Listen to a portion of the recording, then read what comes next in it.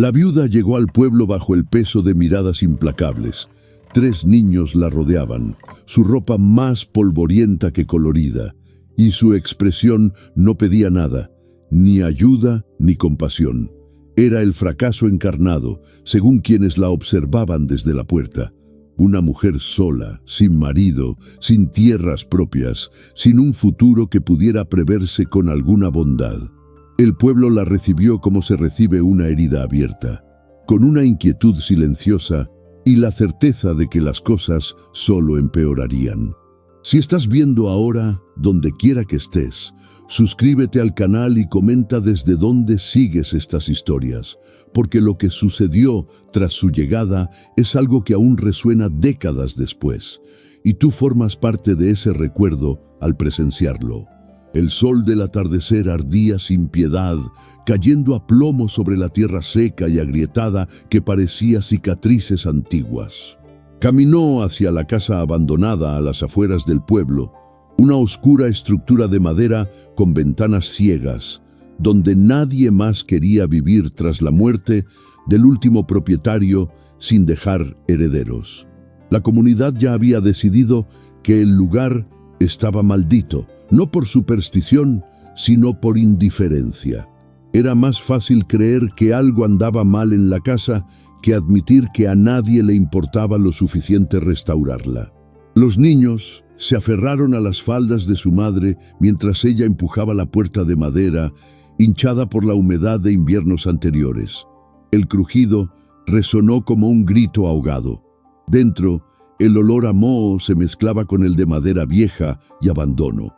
Había marcas en el suelo, restos de muebles que ya no existían y una pesada sensación de que ese espacio albergaba algo más que vacío. No lo dudó. Dejó el bulto en el suelo, miró a sus hijos y solo dijo una cosa, en voz baja pero firme. Nos quedamos aquí. No había elección, y todos lo sabían. Afuera, el pueblo continuaba su rutina, pero ahora con una nueva carga en el aire. Una presencia que nadie quería reconocer, pero que todos sentían como algo que perturbaba el silencioso orden de las cosas. Antes de llegar al pueblo con 3 hijos y un bulto de ropa usada, la viuda había sido una mujer común y corriente, su nombre olvidado por la historia, pero no por quienes la conocían. Había crecido en otro lugar, en un pueblo más grande donde la vida giraba en torno a la agricultura y los mercados semanales. Se casó joven con un hombre que prometía un futuro, un hombre trabajador de manos callosas y palabras firmes, que sabía cómo convencer a cualquiera de que días mejores estaban a la vuelta de la esquina.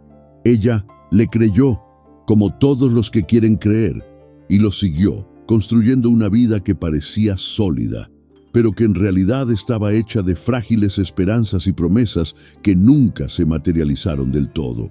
Los 3 hijos nacieron uno tras otro, llenando la casa de ruido y una alegría cansina que solo las madres conocen. El marido trabajaba duro, nadie podía negarlo, pero también trabajaba con una peligrosa confianza, haciendo tratos que no debía, pidiendo prestado lo que no tenía, apostando a cosechas fallidas y negocios que se derrumbaban antes de siquiera empezar. Creía que el mundo funcionaba a base de esfuerzo puro, y que si un hombre lo daba todo, la recompensa llegaría de forma natural. La viuda observaba, intentaba advertirlo con palabras cautelosas, pero él siempre respondía con una sonrisa segura y la promesa de que esta vez sería diferente. Y fue diferente, pero no de la forma que esperaba. Una fiebre repentina, de esas que la medicina rural no podía explicar ni curar, se lo llevó en menos de una semana. Murió dejando atrás 3 hijos pequeños, una casa alquilada y deudas que ella ni siquiera sabía que existían. Fue cuando la verdad salió a la luz que comprendió la profundidad del hoyo en el que se encontraba. Hombres llamaban a la puerta exigiendo pagos. Acreedores a los que nunca había visto cobraron pagarés firmados por su esposo. E incluso vecinos que parecían amigos revelaron viejos préstamos que nunca pagaron. Vendió todo lo que pudo, muebles, herramientas, incluso la mejor ropa que guardaba para ocasiones especiales. Aún así, no fue suficiente.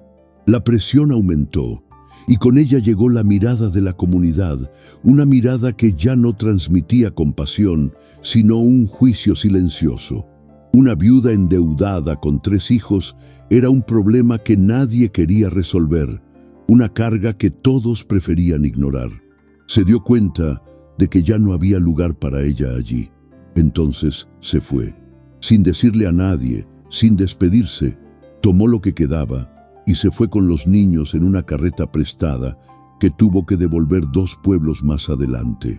Caminó el resto del camino, llevando al más pequeño en brazos, mientras los otros 2 se arrastraban a su lado, quejándose de hambre y agotamiento.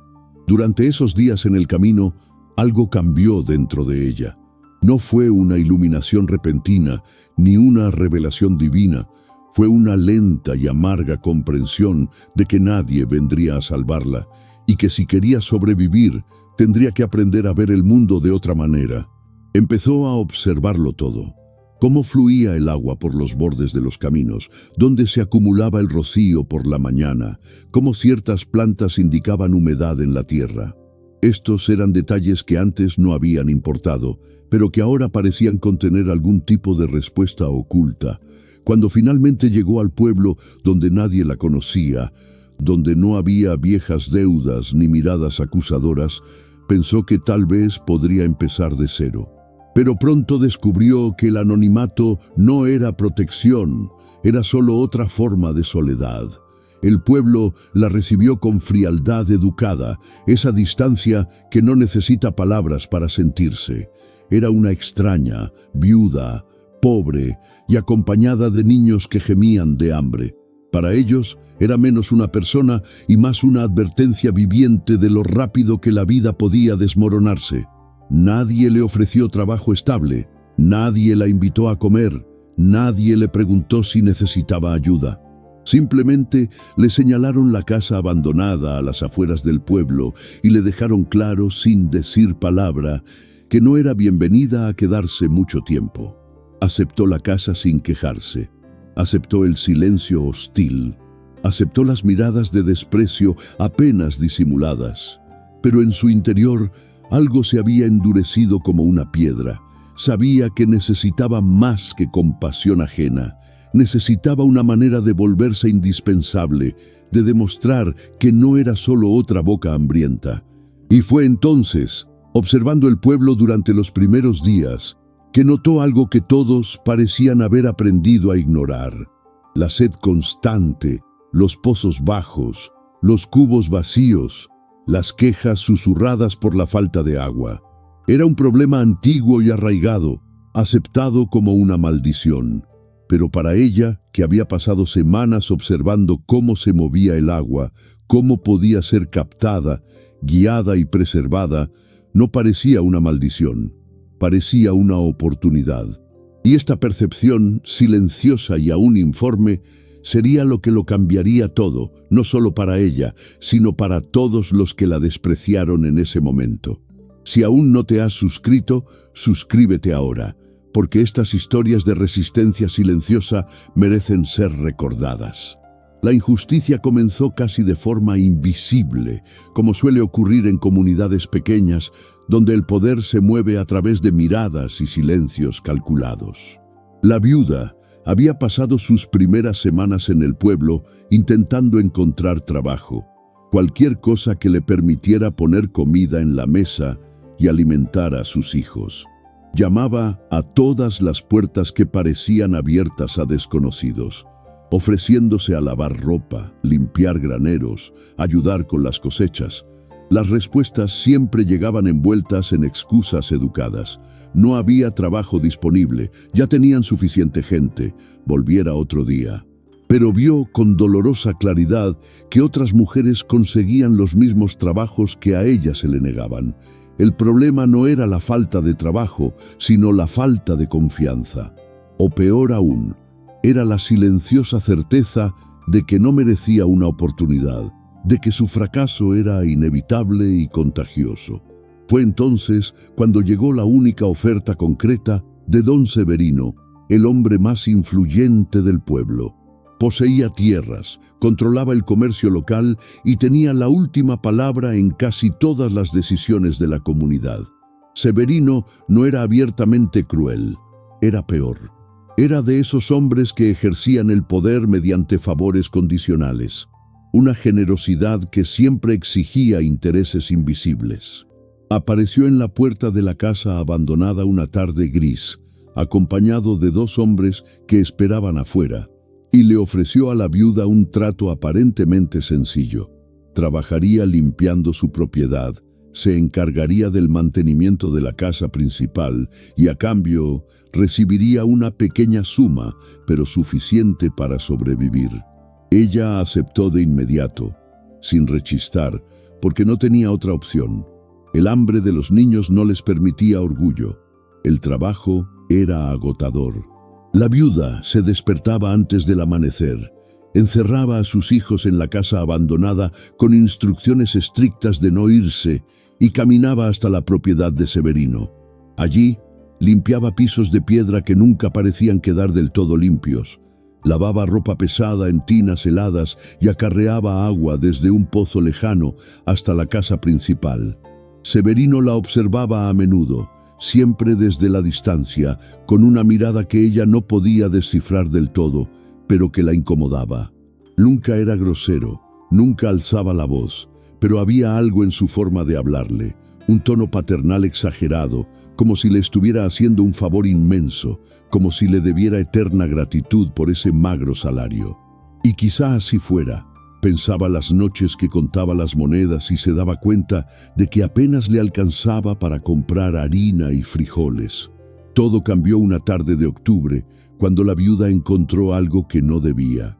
Estaba limpiando el despacho de Severino, una habitación que rara vez le abrían, cuando accidentalmente tiró una pila de papeles viejos guardados en un cajón mal cerrado.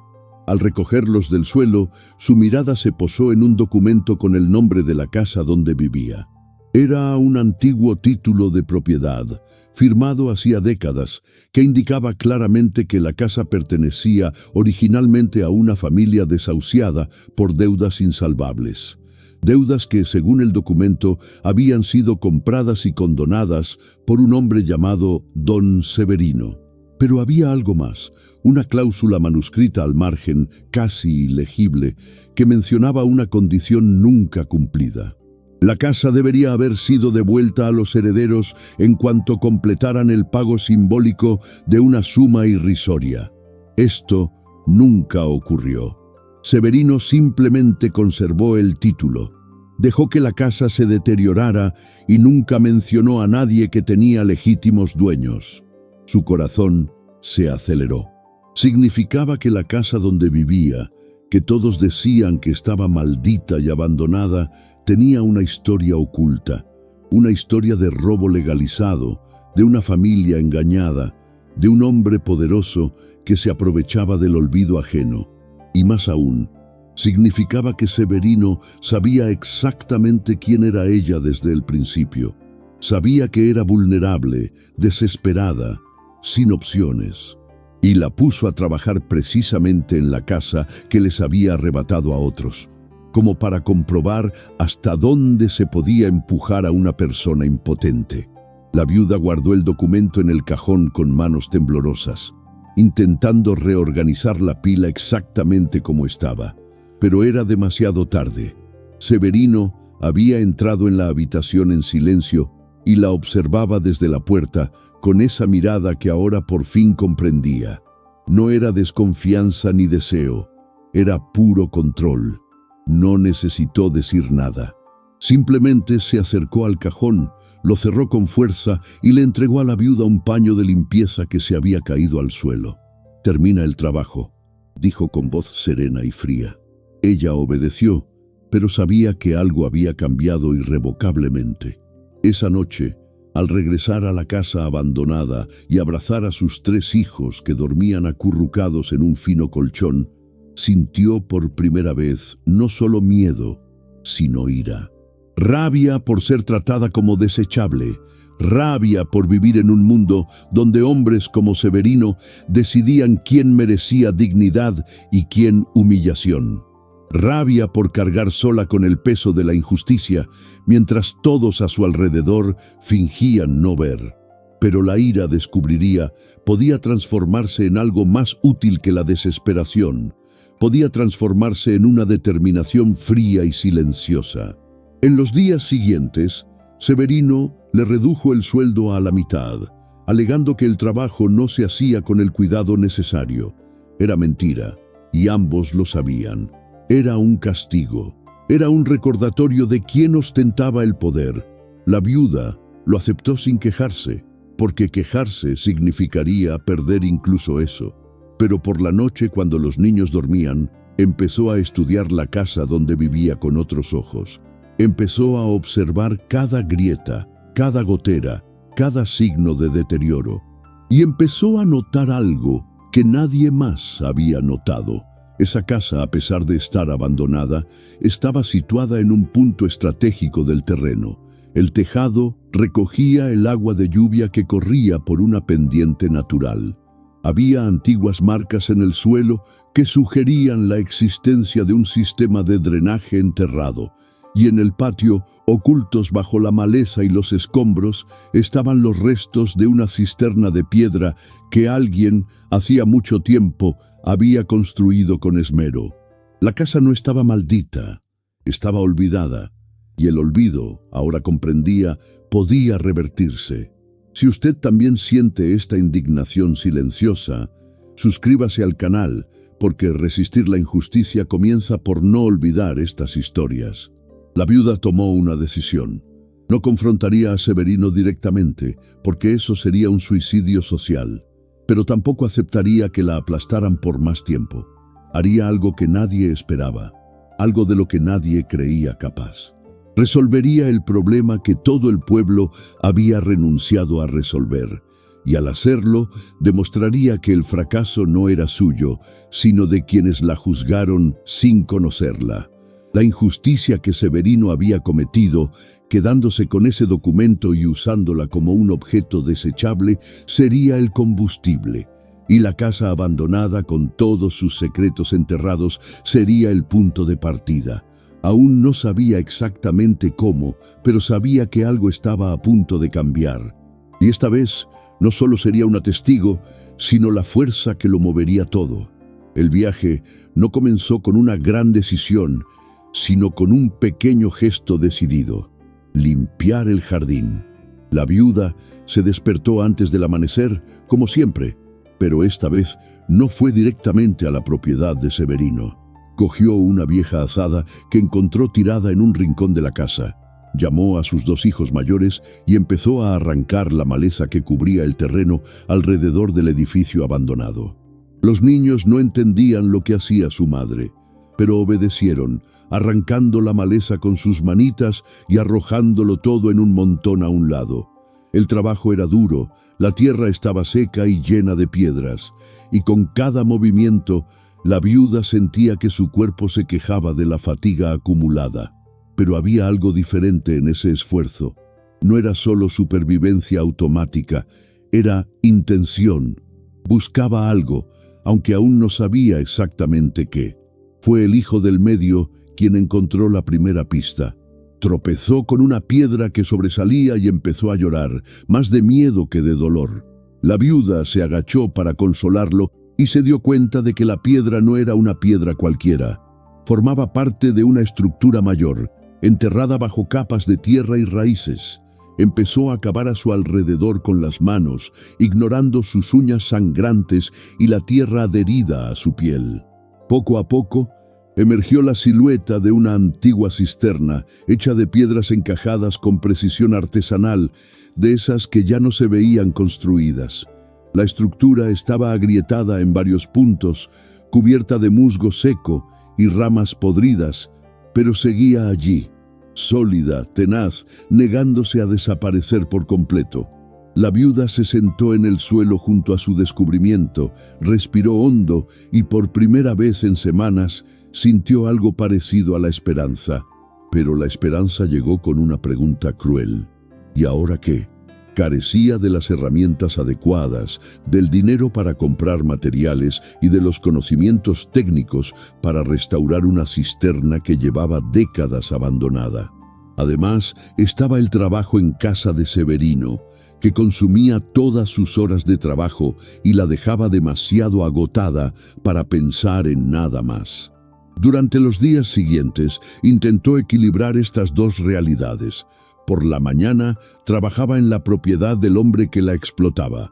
Por la tarde, corría a casa y pasaba los minutos que quedaban antes del anochecer estudiando la cisterna, intentando entender cómo funcionaba, imaginando maneras de restaurarla.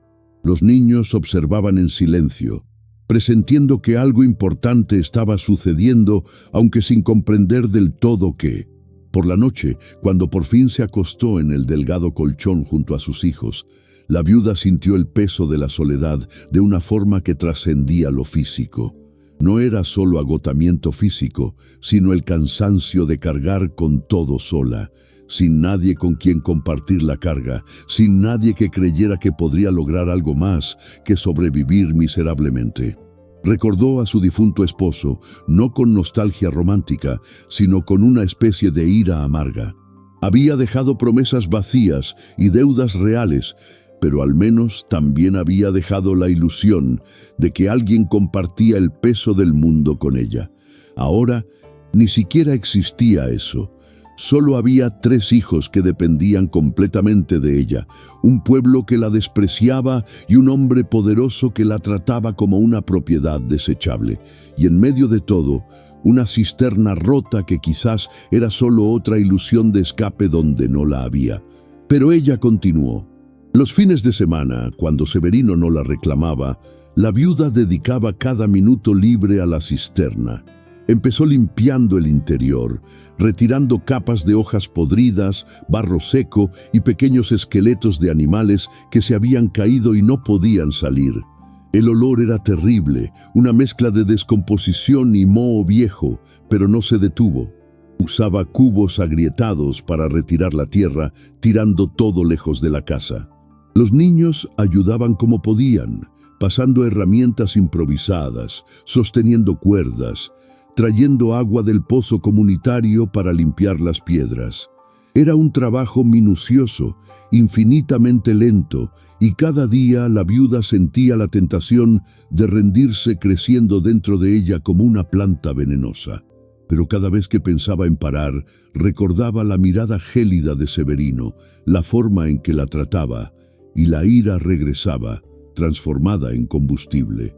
Las primeras semanas fueron las peores. La viuda trabajó hasta que le sangraron las manos, hasta que le dolieron tanto los hombros que apenas podía levantar los brazos. No había ningún progreso visible, solo un trabajo brutal y repetitivo que parecía no llevar a ninguna parte. El pueblo, por supuesto, lo notó. Las mujeres susurraban entre sí con ese tono de fingida preocupación que enmascaraba un juicio puro. Pobrecita, se está volviendo loca. Debe ser la desesperación. Acabará matando de hambre a los niños mientras juega a cavar pozos. Nadie ofreció ayuda. Nadie preguntó qué intentaba hacer. Simplemente observaban desde lejos, esperando el inevitable fracaso para poder confirmar lo que ya sabían desde el principio. Esa mujer era un error viviente y estaba destinada a demostrarlo de la forma más patética posible. Hubo un momento, en una noche de invierno particularmente fría, en que la viuda casi se rindió. Su hijo menor tenía fiebre y temblaba bajo una manta fina que no le ofrecía calor. No tenía dinero para medicinas, ni suficiente leña para mantener el fuego encendido toda la noche, y la poca comida que quedaba apenas alcanzaría para el desayuno de la mañana siguiente. Sentada en el suelo oscuro de la casa, escuchando la respiración trabajosa del niño enfermo, se preguntó si no sería mejor simplemente aceptar la derrota, rogar, implorar caridad, tal vez incluso aceptar alguna propuesta indecente que seguramente aparecería si demostraba estar lo suficientemente rota. Sería más fácil, Sería comprensible. Nadie la juzgaría por rendirse. De hecho, todos esperaban exactamente eso. Si has seguido hasta aquí, suscríbete, porque hay fuerza en perseverar cuando todo te dice que te vayas. Pero cuando salió el sol a la mañana siguiente, con un frío penetrante y cristalino, la fiebre del niño había remitido sola. Y la viuda, al ver a su hijo respirar con normalidad, sintió un cambio en su interior. No era alivio, sino pura terquedad. No se rendiría, no porque creyera ciegamente que podría triunfar, sino porque rendirse equivaldría a dar crédito a todos los que apostaban por su destrucción. Confirmaría que Severino tenía razón al tratarla como basura. Enseñaría a sus hijos que el mundo solo era un lugar de rendición. Así que se levantó, preparó unas gachas ligeras para los niños y regresó a la cisterna. Y esta vez ocurrió algo diferente. Mientras retiraba otra capa de escombros del fondo de la estructura, su mano tocó algo que no era ni piedra ni tierra. Era madera. Madera vieja y empapada, pero aún reconocible como parte de algo construido intencionalmente. Excavó con cada vez más cuidado y descubrió una gruesa tapa de madera cubierta de herrajes oxidados, que cubría una abertura lateral en la base de la cisterna. Su corazón empezó a latir más rápido. Esta no era una cisterna común para almacenar agua de lluvia. Había algo más allí, algo oculto, algo que alguien en el pasado había considerado lo suficientemente importante como para ocultarlo y protegerlo. Tiró de la tapa con fuerza, sintiendo cómo la madera cedía y se agrietaba, hasta que finalmente se abrió, revelando una cavidad oscura y húmeda. Dentro, envueltos en hules que aún resistían la humedad, había una colección de objetos que parecían fuera de lugar. Había herramientas antiguas de metal oscurecido, pero aún funcionales. Había dibujos técnicos hechos a mano en papel grueso, que mostraban sistemas de captación de agua que nunca había visto, pero que, de alguna manera, cobraban sentido al instante. Y al fondo, había un cuaderno encuadernado en cuero, con páginas amarillentas pero aún legibles, lleno de notas cuidadosamente escritas a mano. La viuda cogió el cuaderno con manos temblorosas, lo abrió por la primera página y leyó: Proyecto de abastecimiento de agua permanente, propiedad de don Severino, Albacea, ingeniero Militão da Silva, 1889. Sintió que se le cortaba la respiración. Ese secreto enterrado en la casa abandonada no era casualidad. Era la prueba viviente de algo que alguien había intentado hacer y que había sido olvidado deliberadamente. Y mientras leía las primeras líneas del cuaderno, con instrucciones detalladas sobre cómo recolectar, filtrar y almacenar agua, aprovechando la topografía natural del terreno, la viuda finalmente comprendió lo que tenía en sus manos. No era solo una vieja cisterna, era la solución completa al problema que había plagado al pueblo durante generaciones. Era conocimiento técnico que alguien, décadas atrás, había desarrollado específicamente para ese lugar y que había sido enterrado, escondido, quizás robado o simplemente abandonado cuando el proyecto se interrumpió por razones que aún desconocía. Pero ahora, ese conocimiento estaba con ella, y eso lo cambió absolutamente todo. Abrazó el cuaderno contra su pecho, sintiendo cálidas lágrimas correr por su rostro manchado de tierra, y por primera vez desde que llegó al pueblo, se permitió creer que tal vez, solo tal vez, podría construir algo que nadie esperaba. Los niños vieron llorar a su madre, asustados, sin comprender si eran lágrimas de tristeza o de algo que aún no tenían nombre.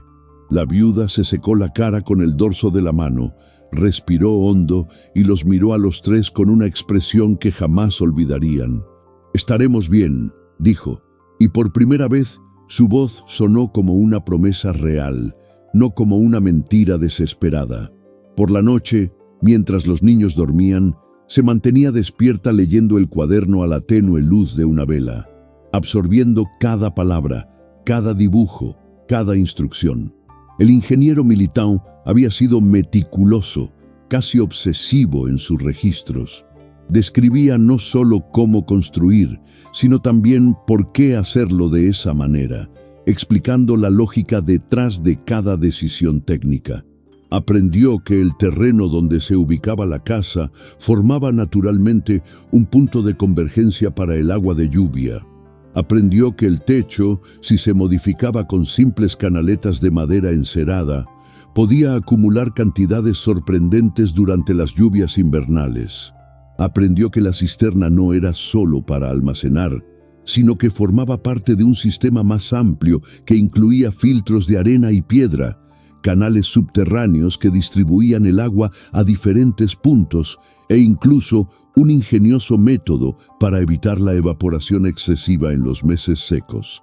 Era un conocimiento simple al explicarlo, pero revolucionario al aplicarlo. Y lo más importante, era un conocimiento que ella, con las herramientas que encontró y los materiales que podía improvisar, podía ejecutar. No necesitaba dinero. No necesitaba ayuda externa, solo necesitaba tiempo, fuerza y tenacidad. Y estas tres cosas las tenía en abundancia. En los días siguientes, la viuda empezó a trabajar de otra manera. Ya no era cuestión de ensayo y error, sino de ejecución planificada. Siguió las instrucciones del cuaderno paso a paso, adaptándose cuando era necesario, improvisando con materiales que encontraba o pedía prestados sin revelar su propósito. Limpió a fondo la cisterna, reparó las grietas con mortero que ella misma hizo con tierra y cal, y reforzó las paredes interiores. Construyó un sistema de filtración básico con capas de arena, carbón vegetal y piedras pequeñas, tal como lo había descrito el ingeniero Militao. Y empezó a modificar el tejado de la casa, añadiendo canaletas improvisadas que dirigían toda el agua de lluvia hacia la cisterna restaurada. El trabajo era agotador y consumía cada segundo libre que tenía. Pero ahora había un método, había un propósito, había un progreso visible. Y los aldeanos comenzaron a notarlo. No de inmediato, ni de forma drástica, sino gradualmente. Dejaron de ser simplemente desdeñosos y se volvieron curiosos, intrigados, ligeramente inquietos. Aquella mujer que debería haber estado pidiendo ayuda estaba haciendo algo que nadie podía comprender del todo. Algo que implicaba un intenso trabajo manual, algo que poco a poco transformaba la casa abandonada en algo diferente. Empezaron a surgir preguntas, tímidamente al principio, luego más directas. ¿Qué haces ahí? Siempre respondía de la misma manera, con voz tranquila y mirada firme, resolviendo un problema. Y no decía nada más. No daba explicaciones, no se justificaba. Simplemente seguía trabajando día tras día, mientras el secreto enterrado en la cisterna se transformaba poco a poco en una realidad concreta y visible, imposible de ignorar. Si sientes gratitud por quienes perseveran cuando todos esperan su caída, suscríbete. Estas historias necesitan a alguien que las vea hasta el final.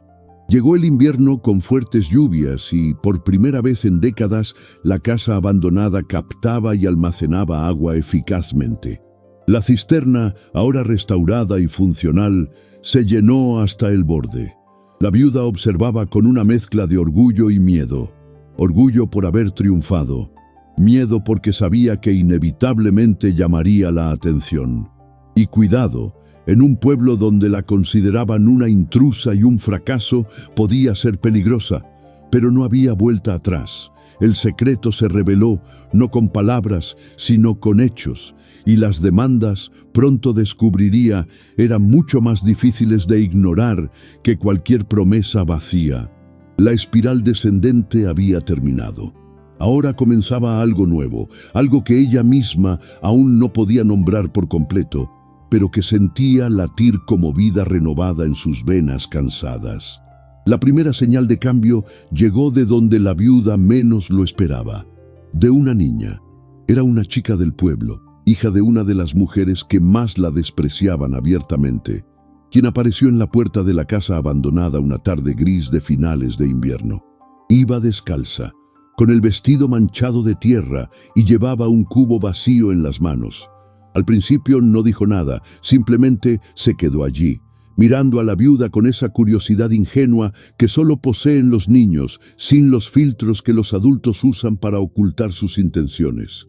La viuda estaba ajustando uno de los canalones del techo cuando notó la presencia de la niña.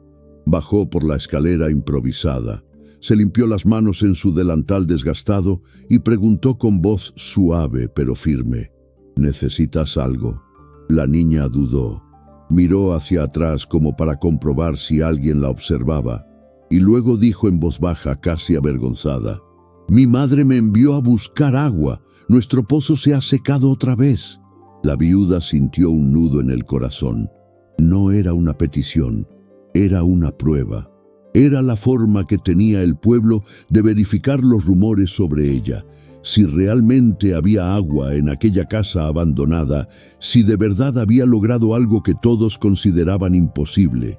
Podría haberse negado, podría haber devuelto la humillación recibida, haber demostrado que también era capaz de maldad, pero al mirar a la niña, delgada, asustada, con ojos que reflejaban la misma hambre que sus propios hijos conocían también, no pudo.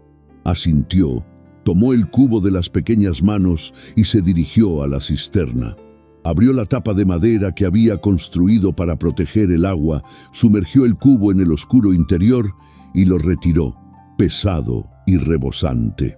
Se lo entregó a la niña sin decir palabra, simplemente observando cómo luchaba por llevar el peso de vuelta a casa, derramando agua por el camino. Ese fue el principio. En los días siguientes aparecieron otras personas, siempre con excusas elaboradas, siempre fingiendo que era casualidad, siempre evitando reconocer directamente lo que hacían, pedir ayuda a la mujer a la que habían tratado como basura. Llegaron con cubos, con ollas de barro, con latas viejas. La viuda atendió a todos, sin rechazar a nadie, pero también sin sonreír ni mostrar satisfacción. Entendía el juego, sabía que no era un reconocimiento genuino, sino una necesidad disfrazada de tolerancia. Pero también sabía que cada cubo de agua que salía de su cisterna era otra gota de poder que acumulaba silenciosamente. Poder no de dominación, sino de indispensabilidad. Y la indispensabilidad, había aprendido a las malas, era la única moneda que realmente importaba en un mundo que medía el valor humano por la utilidad. Fue entonces cuando apareció don Severino. Llegó solo, sin sus secuaces habituales, una tarde de sol bajo y dorado. La viuda estaba en el patio, enseñando a sus hijos a identificar hierbas comestibles, cuando oyó pasos pesados que se acercaban. Se levantó lentamente, se limpió la tierra de las manos y esperó en silencio, con el rostro inexpresivo. Severino se detuvo a unos metros, miró a su alrededor con la expresión de quien tasa una propiedad y finalmente la miró fijamente.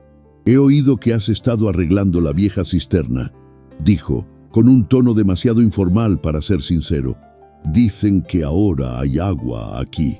La viuda no respondió de inmediato. Dejó que el silencio se prolongara, pesado e incómodo, mientras observaba al hombre que le había robado el sueldo, que había guardado secretos sobre esa casa, que la había tratado como si fuera un bien desechable. Finalmente solo dijo: «Sí que la hay». Severino esbozó una sonrisa que no le llegó a los ojos. «Interesante, muy interesante. Sabes que esta casa técnicamente no tiene dueño legal, ¿verdad? Lleva tanto tiempo abandonada que podría considerarse propiedad conyugal o propiedad de quien pueda demostrar un uso previo». Hizo una pausa, dejando que la amenaza implícita flotara en el aire entre ellos. Sería una pena que alguien cuestionara su derecho a quedarse aquí, sobre todo ahora que la casa está mejorando. La viuda sintió que se le helaba la sangre, pero mantuvo una expresión neutral. Sabía exactamente lo que estaba haciendo. Establecer el control antes de poder consolidar ninguna posición.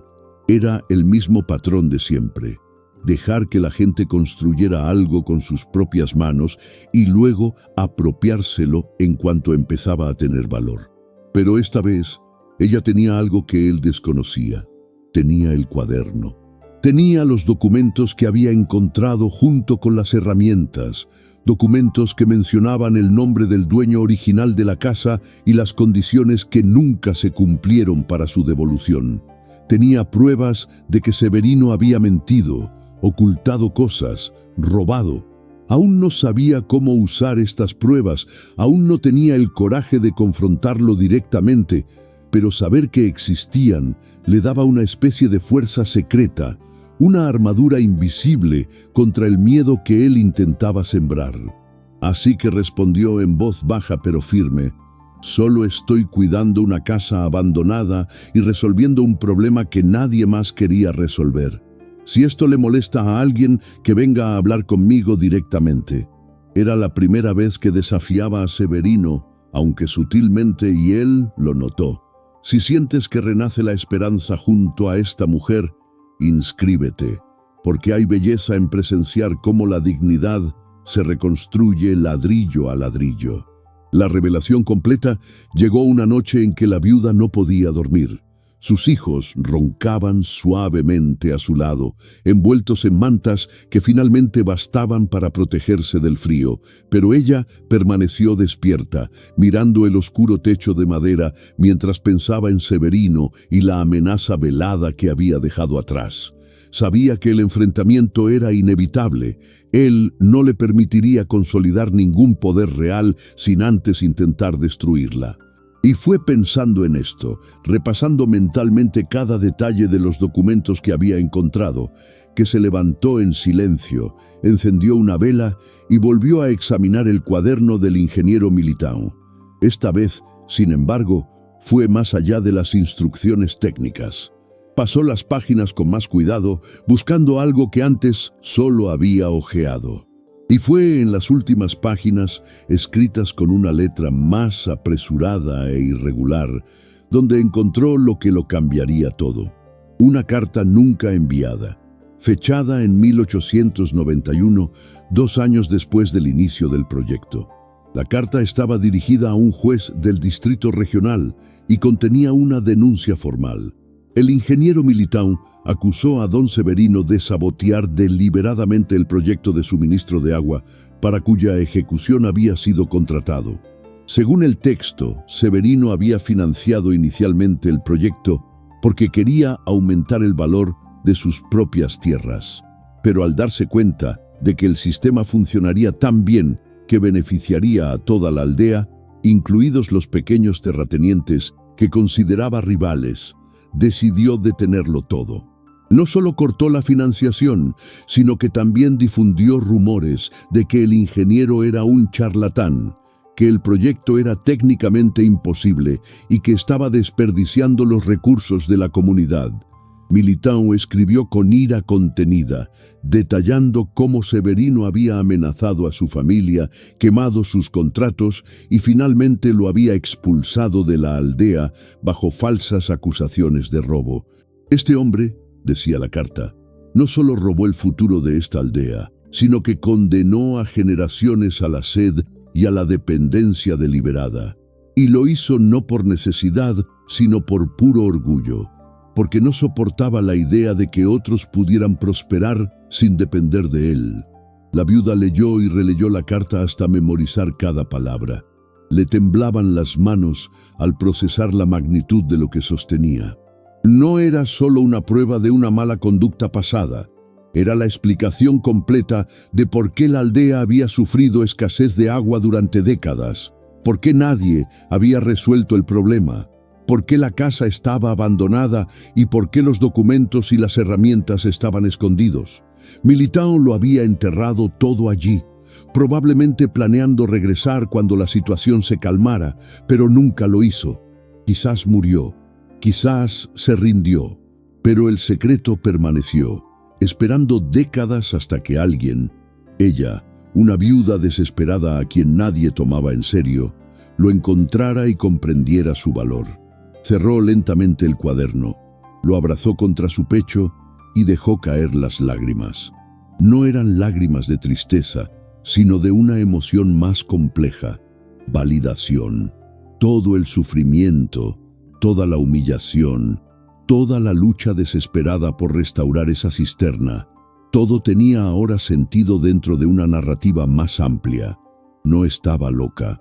No perdía el tiempo en sueños imposibles. Estaba terminando un trabajo que un hombre honesto había comenzado y que un hombre cruel había destruido. Y al hacerlo, estaba demostrando que Severino, el hombre que controlaba la aldea mediante el miedo y la dependencia, era de hecho la fuente original de todo el sufrimiento que pretendía aliviar con sus favores condicionales. La revelación era demasiado poderosa para guardársela para sí misma, pero al mismo tiempo sabía que revelarlo todo apresuradamente podía ser peligroso. Severino tenía poder, tenía aliados, contaba con décadas de influencia consolidada. Ella era solo una viuda que había llegado hacía unos meses, desarraigada, sin protección. Si simplemente mostraba los documentos a la aldea, él podría desacreditarla fácilmente, destruir las pruebas, tal vez incluso acusarla de falsificación o robo. Necesitaba algo más contundente que papel y tinta vieja. Necesitaba pruebas concretas, visibles e irrefutables, y de repente comprendió lo que tenía que hacer. No solo mostraría los documentos, sino que demostraría que el sistema funcionaba.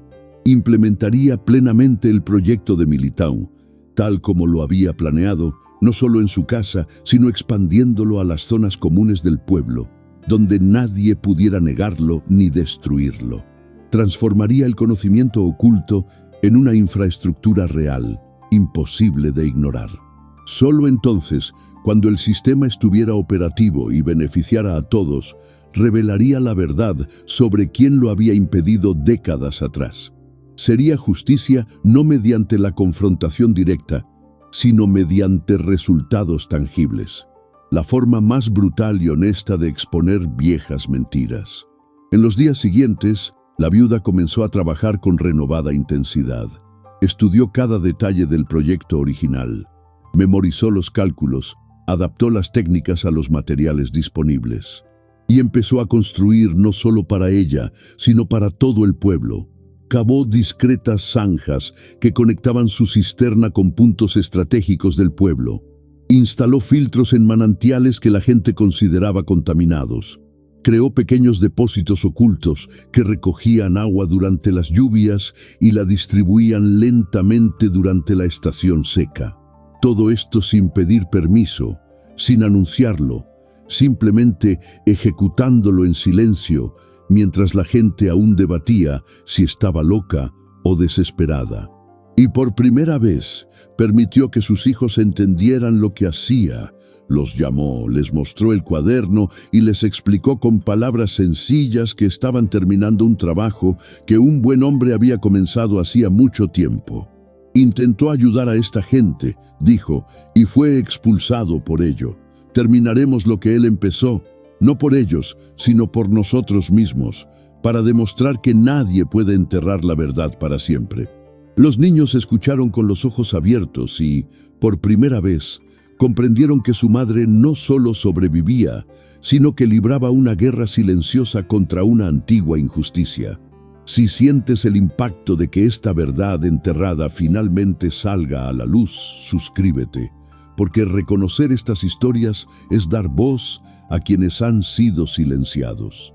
La reconstrucción comenzó casi imperceptiblemente, como semillas plantadas en tierra dura que tardan mucho en germinar, pero finalmente emergen. La viuda se despertó antes del amanecer, ya no por desesperación ni obligación, sino con un propósito claro. Había dividido la obra en pequeñas etapas manejables, siguiendo estrictamente el plan dejado por el ingeniero Militown, pero adaptando cada paso a la realidad de sus limitados recursos. Primero, reforzó por completo la cisterna principal, sellando cada grieta con mortero que ella misma preparó, mezclando cal, arena y ceniza. Luego, Amplió el sistema de drenaje del tejado, construyendo canaletas más elaboradas con madera que pidió prestada a los vecinos con vagos pretextos, y luego regresó transformada en estructuras funcionales que nadie reconoció. Cada pieza fue colocada con un cuidado obsesivo, cada conexión probada repetidamente, porque sabía que un solo fallo podía echar por tierra meses de trabajo y confirmar todos los pronósticos de fracaso que aún resonaban en las conversaciones del pueblo. Los niños se convirtieron en sus ayudantes involuntarios, aprendiendo mediante la observación y la repetición. El mayor, un niño de solo 9 años, aprendió a mezclar el mortero en las proporciones exactas, desarrollando una intuición para la consistencia adecuada que la viuda ya no necesitaba comprobar. La hija del medio, una niña tranquila de mirada atenta, se convirtió en una experta en identificar fugas y puntos débiles en las estructuras, señalando con el dedo meñique donde su madre necesitaba refuerzos. Y el más pequeño, aún demasiado pequeño para el trabajo de verdad, tenía la sagrada tarea de ir a buscar agua limpia al depósito cuando su madre estaba demasiado sucia para tocar los cubos destinados a beber. No se quejaron. Habían aprendido que quejarse era un lujo para quienes tenían opciones, y ellos no. Pero había algo más en ese trabajo colaborativo, un sentido de construcción familiar, de identidad compartida, que ninguno de ellos había experimentado antes. Se estaban convirtiendo en más que supervivientes, se estaban convirtiendo en constructores. Los aldeanos observaban con creciente inquietud. Ya no era posible ignorar lo que hacía la viuda. Las modificaciones en la casa eran demasiado visibles, el flujo constante de gente acarreando agua demasiado obvio, y los resultados demasiado innegables. Durante los meses más secos, cuando los pozos tradicionales se secaban hasta el punto de producir solo lodo, la cisterna de la viuda permanecía llena, proporcionando agua limpia y abundante. No cobraba nada, no imponía condiciones y establecía una simple regla. Cada persona que recogiera agua debía traer un cubo limpio y, de ser posible, un puñado de arena o piedrecitas que usaba para mantener los filtros. Era un intercambio justo, casi simbólico, pero establecía algo importante. No se trataba de caridad, sino de un sistema. Y los sistemas, a diferencia de los favores, no dependían de la buena voluntad, sino de la funcionalidad. Hubo resistencia, por supuesto. Algunas familias se negaron a ir a buscar agua a casa de la viuda, prefiriendo sufrir la escasez antes que admitir que había logrado algo que consideraban imposible. Inventaron excusas elaboradas. El agua debía estar contaminada.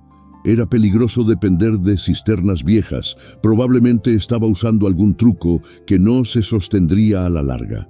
Don Severino, en particular, intensificó sus esfuerzos para socavar su credibilidad. Difundió rumores de que la viuda había robado técnicas de otros lugares, que estaba explotando los recursos de la comunidad sin autorización, que el sistema pronto colapsaría y dejaría a todos en una situación peor que antes. Incluso intentó prohibir formalmente que la gente fuera a buscar agua allí, alegando problemas de salud pública que nadie pudo especificar. Pero la realidad era la terquedad. Mientras los pozos tradicionales se secaban, la cisterna de la viuda se desbordaba. Y la sed, resultó, fue un argumento más fuerte que el orgullo. Poco a poco, la viuda comenzó a implementar las siguientes fases del proyecto de Milltown. Identificó 3 pequeños manantiales en las afueras del pueblo que la gente consideraba inutilizables porque el agua salía turbia y con un fuerte olor. Siguiendo las instrucciones del cuaderno, construyó sistemas de filtración sencillos utilizando capas de arena gruesa, carbón vegetal producido mediante la quema de madera específica y grava fina. Excavó pequeños depósitos revestidos de arcilla compactada donde el agua pudiera asentarse antes de ser filtrada, e instaló tuberías de bambú, abundantes en la región, pero nunca utilizadas para ese fin. que transportaban el agua filtrada a los puntos de recolección de la comunidad. Hizo todo esto trabajando principalmente de noche y de madrugada, cuando el pueblo aún dormía, porque no quería atención prematura. Quería que el sistema estuviera completamente operativo antes de que alguien pudiera interferir o sabotearlo. La transformación física de la viuda reflejó la transformación de su entorno. Sus hombros se ensancharon y se definieron por el trabajo constante de cavar, cargar y construir. Sus manos, antes suaves y cuidadosas, se endurecieron y quedaron marcadas por pequeñas cicatrices de herramientas y piedras afiladas. Su rostro adquirió líneas más profundas, pero también una expresión diferente. Ya no era la mirada rota de quien acepta la humillación, sino la mirada concentrada de alguien con una misión clara. Dormía menos, comía poco, pero tenía una energía que parecía provenir de algún lugar más allá de su cuerpo físico. Era la energía de la certeza, de la convicción inquebrantable de que estaba haciendo algo importante, algo que trascendía su supervivencia individual, y la gente comenzó a sentirla. Incluso quienes la despreciaban, incluso quienes deseaban su fracaso, comenzaron a percibir que había algo diferente en esa mujer, algo que los hacía sentir pequeños en comparación. Si reconoces esta reconstrucción como una victoria silenciosa compartida, suscríbete, porque presenciar la resistencia es honrar cada ladrillo colocado en el edificio de la dignidad. El momento de la revelación final llegó una tarde de verano, cuando el calor era tan intenso que incluso los perros del pueblo habían dejado de ladrar.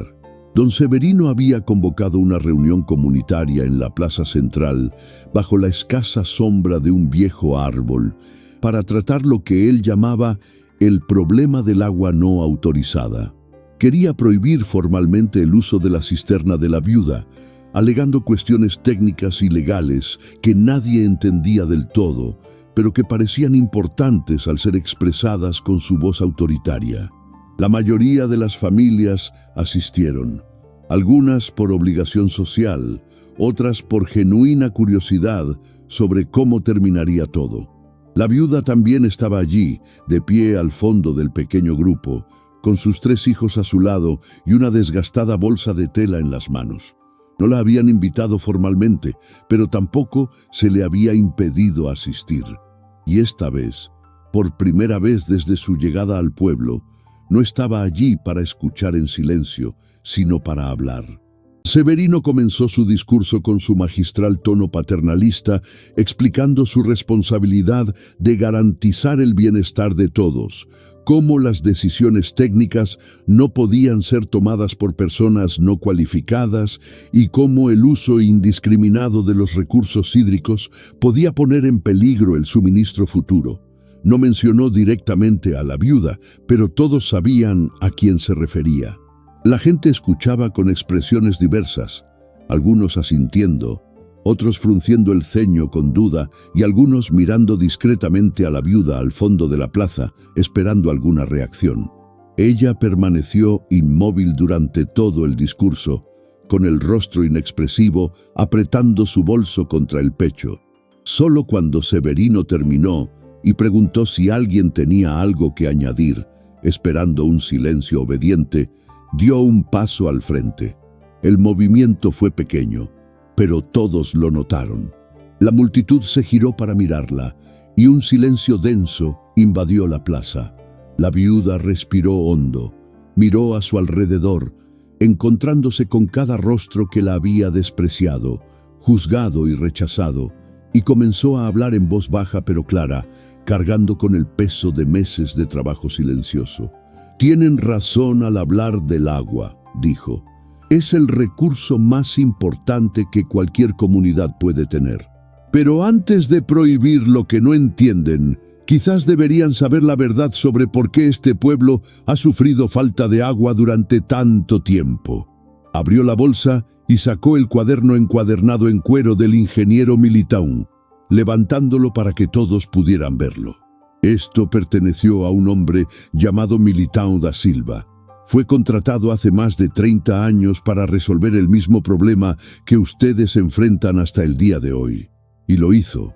Diseñó un sistema completo para captar, filtrar y distribuir agua que aprovechaba la topografía natural del terreno.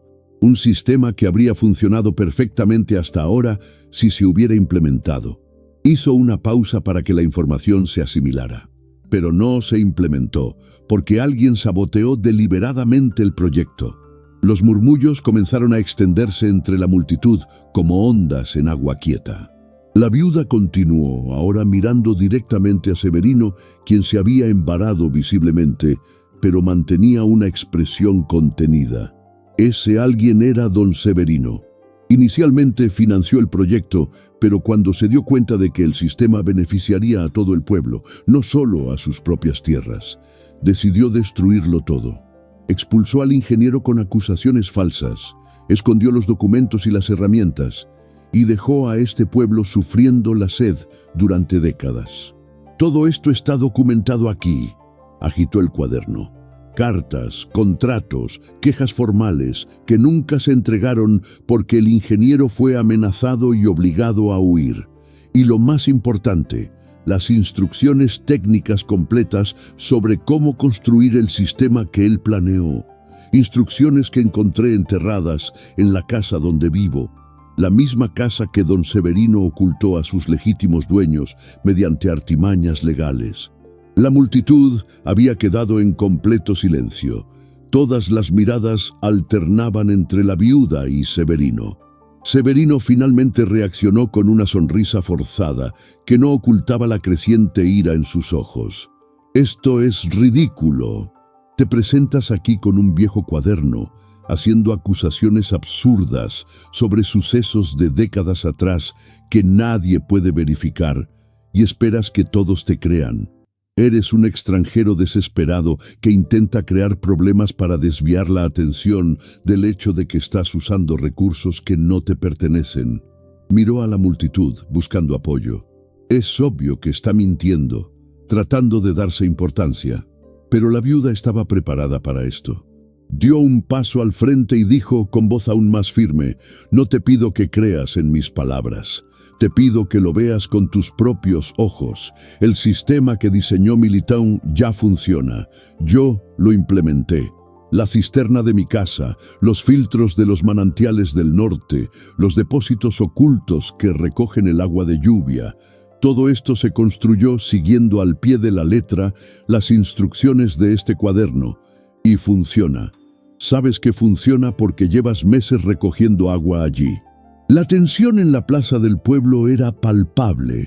Algunos empezaron a murmurar entre sí, otros miraban a Severino, esperando una mejor explicación, y unos pocos, sobre todo los que se habían beneficiado directamente del agua de la viuda, asintieron, atando cabos. Una de las mujeres más ancianas del pueblo, respetada por todos, dio un paso al frente y preguntó directamente: «Don Severino, ¿es cierto? ¿Sabía usted de este proyecto y lo impidió?». Severino intentó desviar la conversación, hablando de complejidades y malentendidos del pasado, pero su voz había perdido la autoridad. Estaba a la defensiva y todos lo notaron. La viuda aprovechó la oportunidad y dio el último paso. «No vine aquí a destruir a nadie. Vine a ofrecer una solución. El sistema está casi completo. Con un poco más de trabajo, y ahora con la ayuda de la comunidad, si así lo desea, podemos tener agua suficiente para todos, todo el año, sin depender de camiones ni de los favores de nadie. Pero para que eso suceda, hay que elegir. Seguir creyendo en quienes se lucran con la escasez, o aceptar que la solución siempre ha estado aquí, enterrada, esperando a que alguien tenga el valor de desenterrarla». El silencio que siguió fue absoluto. No fue un silencio de aceptación o rechazo inmediato, sino el silencio de la gente procesando una verdad incómoda que reestructuró décadas de narrativas aceptadas. Severino intentó recuperar el control de la reunión, pero su voz sonaba hueca, impotente.